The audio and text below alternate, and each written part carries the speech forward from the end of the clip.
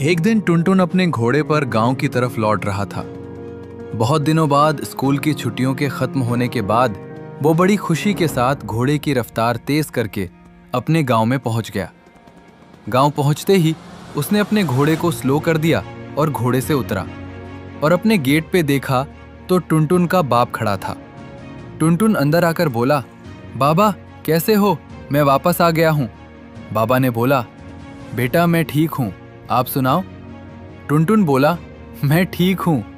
और टुनटुन खुशी में डांस करने लगा और बोलने लगा, ओ बल्ले बल्ले। और बाद में अबू ने भी खुशी में बोला, चलो अब टुनटुन बेटा ऊपर जाओ और आराम करो, फिर शाम को बाहर जाना घूमना।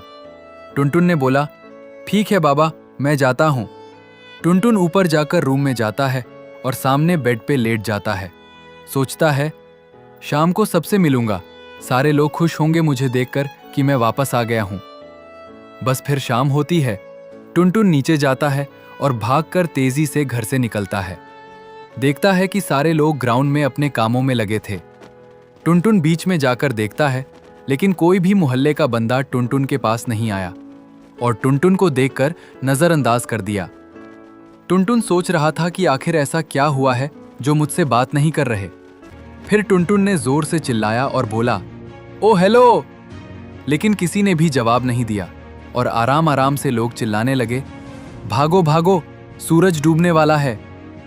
बस फिर आराम आराम से लोगों की रश खत्म होने वाली थी और कुछ देर में सब लोग घर चले गए। कोई भी बाहर नहीं था।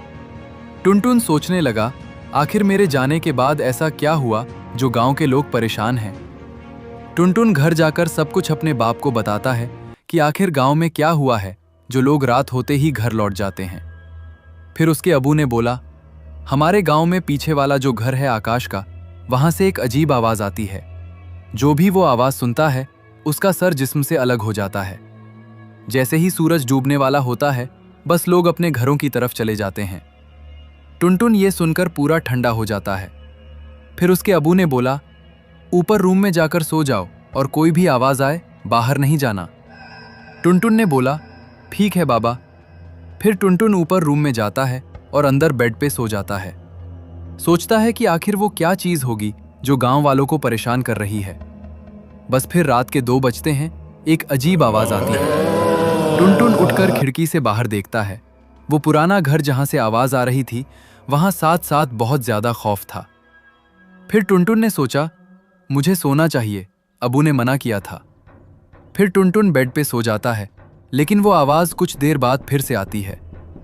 टुनटुन के कान फट रहे थे। टुनटुन खिड़की से बाहर देख रहा था, कोई भी नहीं था, चारों तरफ सन्नाटा था। फिर टुनटुन सोचता है, मैं आज वहां जाऊंगा, सच्चाई को जानना चाहता हूं, आखिर वो क्यों हमारे गांव को परेशान कर रही है। फिर टुनटुन ने खिड़की से जंप कर दिया नीचे की तरफ। सामने टुनटुन का बाप खड़ा था। उसको डर था कहीं टुनटुन बाहर ना जाए, लेकिन टुनटुन पीछे से जा रहा था। फिर टुनटुन बड़ी बहादुरी से आराम आराम से बढ़ता है और घर के सामने रुककर देखता है। सूखे सूखे पेड़ लगे थे, बस खामोशी और एक डर का माहौल था। थोड़ा टुनटुन अंदर जाके देखता है। चारों तरफ पेड़ ही पेड़ लगे थे। कुछ अजीब पेड़ थे और कुछ अच्छे पेड़, और एक अजीब किस्म का भूतिया जैसा, एक लड़की जैसा शेप था जो खड़ा हुआ था सामने, जिससे खौफ हो रहा था टुनटुन को। और सामने एक भुट्टा पड़ा था जिसके अंदर कीड़े और अजीब किस्म के फूल थे और कचरा था। टुनटुन फिर आराम आराम से साइड पे जाता है। देखता है पीछे वाला गेट भी बंद था, कोई भी नहीं था वहां। फिर टुनटुन आराम आराम से घर की तरफ जाता है और नीचे वाले कमरे में जाता है। देखता है चारों तरफ खून था, कोई नहीं था। टुनटुन बाहर आता है और ऊपर जाने का सोचता है। फिर आराम आराम से सीढ़ियां चढ़ता है और सामने एक अजीब किस्म का भूतिया जैसा, लकड़ी जैसा इंसान था। लेकिन टुनटुन बड़ी बहादुरी से ऊपर जाता है और सामने खड़ा होकर देखता है। फिर बाद में वो सोचता है कि रूम में जाऊं, और जैसे ही रूम में जाता है देखता है एक चुड़ैल खड़ी थी। टुनटुन उसको जैसे ही देखता है पूरा जिस्म ठंडा हो जाता है। टुनटुन नीचे की तरफ देखता है। चारों तरफ दिए पड़े थे, बीच में एक आग जल रही थी।